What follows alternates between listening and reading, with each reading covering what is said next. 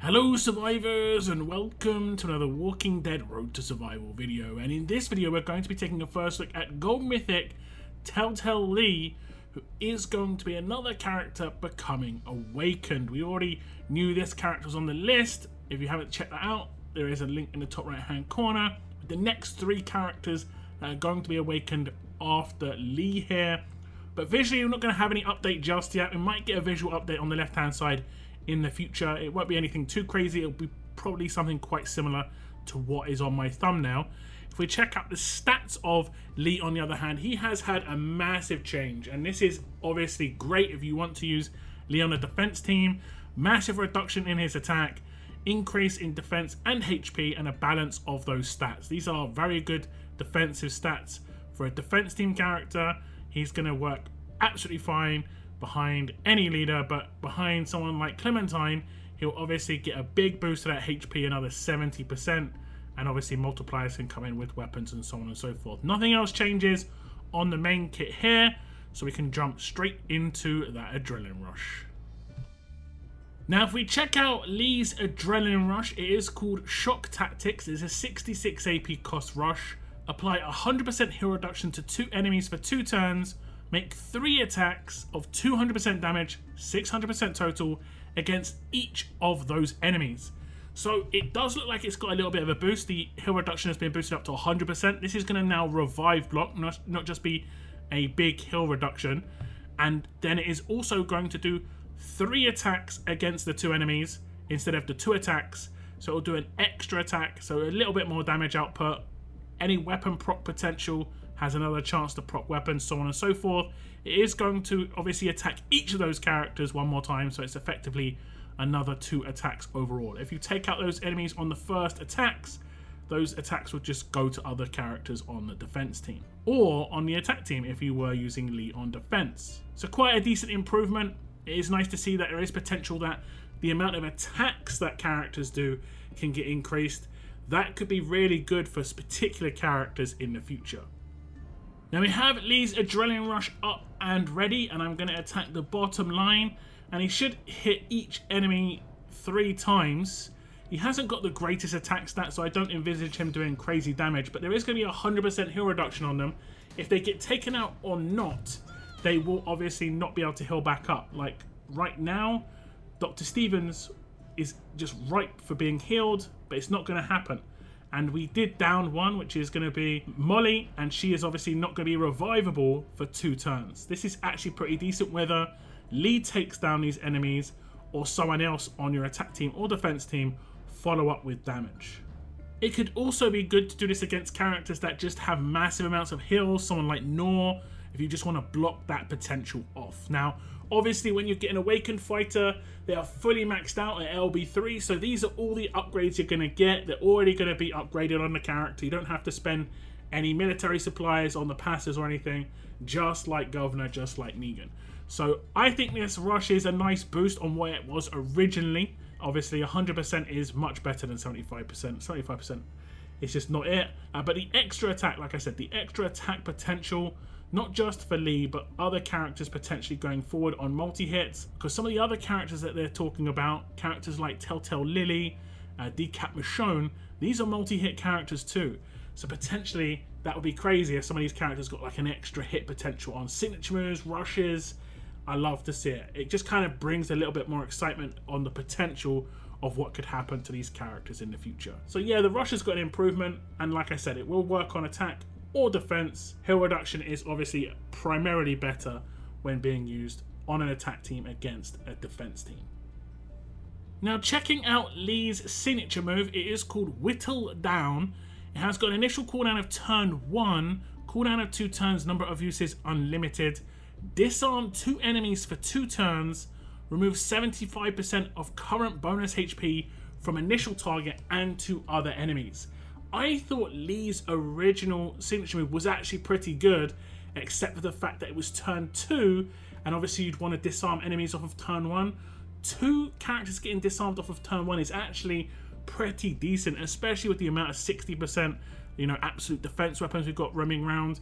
There are a lot of characters that are susceptible to these, like Tyrese, the recently released Carver, who would work quite well with Lee because he'll get bonuses for Telltale characters. The bonus HP reduction is also nice. It isn't a 100% reduction, which I actually think is a bonus, just on the fact there are characters that get boosted damage based on the enemy having bonus HP, and it is going to be the character you select plus 2 other targets. And the same with the disarm, it's going to be the character you select plus 1 other target. A bit random, but at least you get to select who gets disarmed and who gets the initial 75% bonus HP reduction. So if one character's got massive amounts of bonus HP, you just target that character to get rid of large amounts of it. Okay, so here we are attacking off of turn 1, and you can see we're coming up against the Nor, so you know there's going to be tons of bonus HP on the defense team.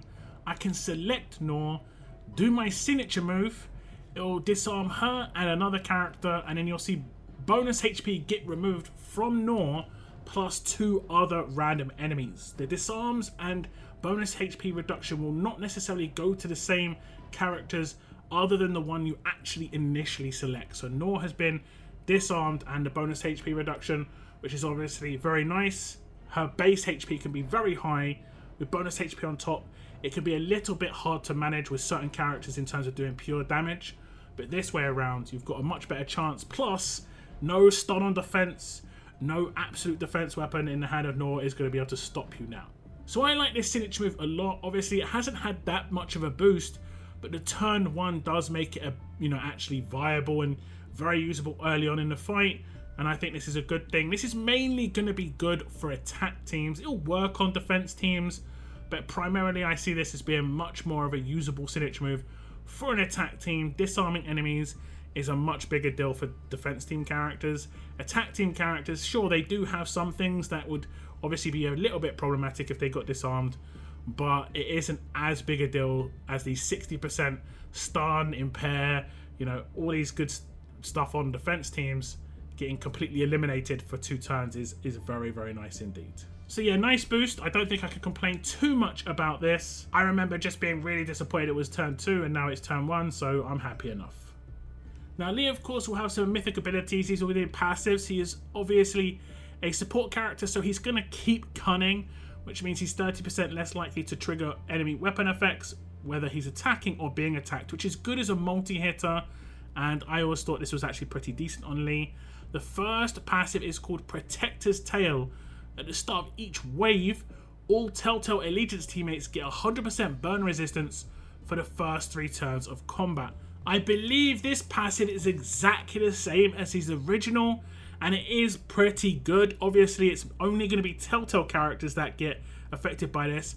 Now, obviously, on a defense team, this would be really good because I do believe the current Telltale defense team is a little bit susceptible to burn damage. I could be wrong there, but he could team up quite nicely with the new Clementine, Omid, so on and so forth. On attack, this is decent. There aren't too many heavy burns, at least early on in the fight, so it isn't going to be that big a deal. And it's very hard to make a Telltale attack team right now just based on the power of the Telltale characters, but I think there is going to be a couple of like 2 or 3 man Telltale teams, and Lee could potentially fit right in. And the next passive is called Armored Action. At the start of each wave, 100% chance this fighter gets 200% defense for 2 turns. And the way it used to work was it only worked on an attack team, so it definitely made Lee only attack team viable realistically.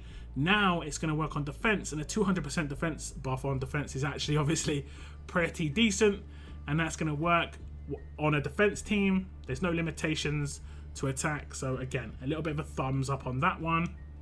However, Lee's last passive was his big one, and it is when this fighter uses the defend action, 100% chance to revive a Telltale Allegiance teammate and a damage roll teammate with 50% of their max HP. Initially, it was when the fighter uses the defend action, 50% chance to revive a damage roll teammate with 50% of their max HP. So this has the potential to revive 2 teammates, and that could be 2 Telltale teammates. So for instance, it could be 1 Telltale character plus a damage roll character who happens to be a Telltale character. On a defense team, there's primarily just going to be 1 character getting revived, but he can team up with Omid, who also has revives, so you're not going to be short on revives on defense teams. But on attack teams, this is really nice. This means you just get the bonus of picking up characters as you command teammates to get their rushes or just to do another turn if you so wish. This is a big boost, works on attack and defense. I like this a lot. So here we are attacking, and you can see my team's in a lot of trouble. We have attacked a very offensive defense team here, and they've taken down my team. Now I will use the defend action, but I don't necessarily have to command somebody for this to work. What should happen here is I should pick up Clem and Alpha. So if I do my signature move, you'll see Clem gets revived, so does Alpha, and I can obviously take their turn. This will happen on attack or defense, and this is obviously very powerful. I could have potentially commanded someone else when I had my turn. So for instance, I did a signature move, they got their rush, I command them, and any down teammate I'd obviously pick up. And if there was another teammate that was a Telltale character, I'd also pick them up, which is obviously, like I say, really cool. So quite nice boosts on these passives. I will say that command can be a little bit strange on defense teams. Sometimes it just doesn't command somebody, so that can be a problem in terms of actually using that defend action. Maybe they're going to be hopefully sorting that out in the near future. I think with people getting their hands on Lee, obviously that is going to be a few weeks away, it will be highlighted a lot more that command just isn't very good on defense for whatever reason. So like I say, hopefully that gets a little bit of a bug fix, but otherwise on attack should work perfectly well. And on attack, it's primarily where it's going to be used to get that second character with the damage roll revived as well. Again, as I said before, when you hand in your Gold Mythic Lee, who does not have to have any of their passives upgraded, you'll be given back the Awakened Gold Mythic Lee, who has fully maxed out passives. You shouldn't have to spend anything. If there is ever a passive that isn't fully maxed out, Scopely should be having some little bit of supplies in the claim of the Awakened character just to make sure you can actually max it out. So yeah, nice passives upgrades, like I say. Let's get on to the other parts of his kit. Now, just a quick touch on it. He is a specialist command. He's going to remain a specialist command. Obviously, when you do the defend action, you will command the last person who took a turn to take another turn. This will play into his passives where he can obviously revive characters. It's pretty much as simple as that. No change here. Command is still just command, and it's still just as powerful as it was before. Now, the last thing to check out on Lee is going to be his attached weapon, and it is Lee's Awakened Guarding Shotgun. It has got 40% HP, 40% defense, improved elusive impair when being attacked, a 60% chance to impair the enemy and get elusive for 3 turns. And the last slot is Telltale Allegiance. At the start of each wave and turn, all Telltale Allegiance teammates get 100% heal reduction resistance for 1 turn. This is pretty similar to what it used to be like. To be fair, Lee is one of the more recent characters, and it was after they kind of realized the weapons were not that good. Obviously, these characters are coming out with better weapons probably in the last 1.5 to 2 years. The original Mythic characters, not so much. But this weapon was already pretty decent.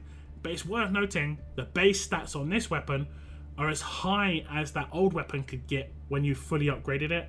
So it has got a little bit of a boost on the HP and defense, which is going to be nice. You can get one of these stats up to 55%, or you could go for like a 50-45. Completely up to you what you want to do here on these stats. I definitely would just upgrade the stats. If you don't like the 4 slot, just switch the weapon for a different weapon if you have one available. So that was just a little look at Gold Mythic Telltale Lee, the new awakened version of this character. And I think he's had some pretty nice boosts. Not as big as the boost we saw on Negan and Governor, but like I said, he is a much more recently released character, so he didn't need as much to get to where he needed to be. Just the turn 1 move on the signature move, not having any defensive or offensive restrictions on his passives obviously is nice, and having a 100% heal reduction boost is enough for this character to actually be viable. And I can see some people teaming him up with Carver, especially with the disarm, because obviously disarm is going to be great for Carver. Carver's a multi-hit, but also for the fact that Lee is a Telltale character and Carver gets extra attacks when attacking with other Telltale characters in the team. So I could definitely see that. Also, if they do manage to fix commands on defense teams, I think we might see Lee on defense teams as well. Do tell me your thoughts though on Gold Mythic Telltale Lee, the awakened version. There should be an event rolling out for this character in the coming days. Stay tuned for more information there. I want to thank you very much for tuning into this video, and as always, keep on surviving, guys. Keep on surviving.